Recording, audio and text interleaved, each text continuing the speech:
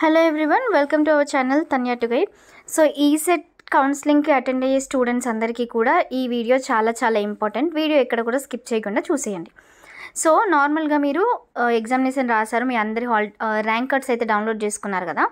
బేసిక్గా ఈసెట్ రాసే స్టూడెంట్స్ అందరికీ కూడా తక్కువ సీట్స్ ఉంటాయి, ఎందుకంటే మీరు డైరెక్ట్ ఇంజనీరింగ్ సెకండ్ ఇయర్లోకి వెళ్తారు. సో మీకు తక్కువ సీట్స్ అయితే ఉండడం జరుగుతుంది. మరి దీనికి కావాల్సిన సర్టిఫికేట్స్ ఏంటి అంటే మీ యొక్క టీసీ ఉంటుంది కదా. సో టీసీ అనేది కంపల్సరీగా మీరు తీసుకెళ్లాల్సి ఉంటుంది. అండ్ అలాగే మీ యొక్క స్టడీ సర్టిఫికేట్స్ లైక్ ఎస్ఎస్సిది కానివ్వండి, 6th నుండి మీరు 10th వరకు కంపల్సరీగా సబ్మిట్ చేయాల్సి అయితే ఉంటుంది.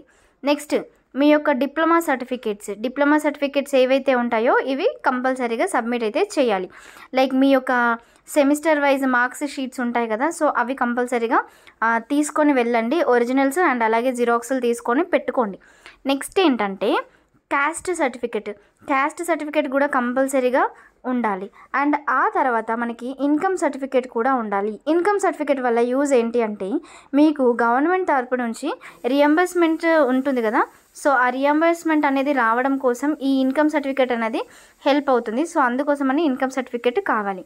మరి ఈ ఇన్కమ్ అనేది ఏ ఇయర్ తర్వాత నుండి ఉండాలి అంటే 1/1/24 అంటే January 1st నుండి ఉన్న ఇన్కమ్ సర్టిఫికేట్ మాత్రమే వ్యాలిడ్గా కన్సిడర్ చేయడం జరుగుతుంది.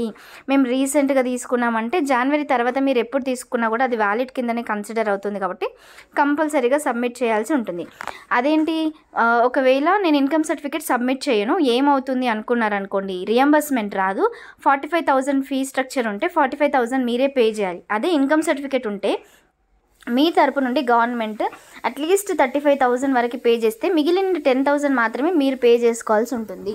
అండ్ ఇంకొకటి చాలామంది చేసే కామన్ మిస్టేక్ ఏంటంటే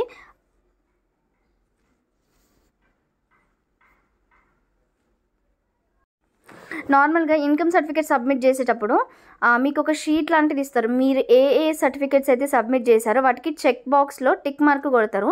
మీరు సబ్మిట్ చేయని వాటికి ఇట్లా క్రాస్ మార్క్ వేస్తారనమాట.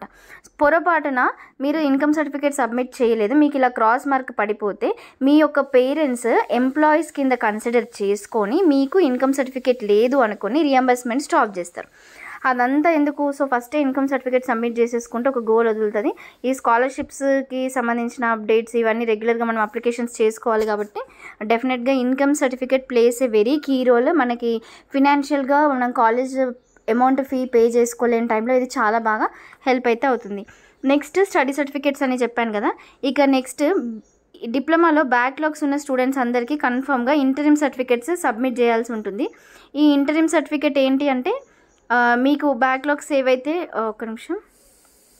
మీకు ఏవైతే బ్యాక్లాగ్స్ కనుక అవన్నీ ఉండడం జరుగుతుందో సో దానికి రిలేటెడ్ ఈ ఇంటరిమ్ సర్టిఫికేట్స్ ఉండడం జరుగుతుంది, కాబట్టి వీటిని కంపల్సరీగా సర్టిఫికేట్స్ సబ్మిట్ చేయాలి.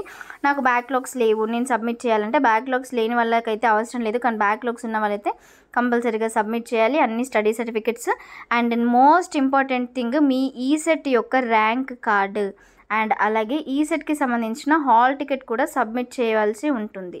ఇవన్నీ కూడా మీరు సబ్మిట్ చేసి ఇచ్చేసిన తర్వాత మీకు అడ్మిషన్ రిలేటెడ్కి ఒక ప్రొవిజనల్ అలాట్మెంట్ అయితే రిలీజ్ చేస్తారు. అలాట్మెంట్ రిలీజ్ అయిపోయాక ఇవన్నీ తీసుకొని కాలేజ్లో సబ్మిట్ చేస్తే మీకు అడ్మిషన్ నెంబర్ ఇవ్వడం జరుగుతుంది అన్నమాట. సో ఇది బేసిక్ ప్రొసీజర్. ఇంకా మీకు ఇంకేమైనా డౌట్స్ కనుక ఉంటే మీరు కింద కమెంట్ అయితే చేయండి. Thank you.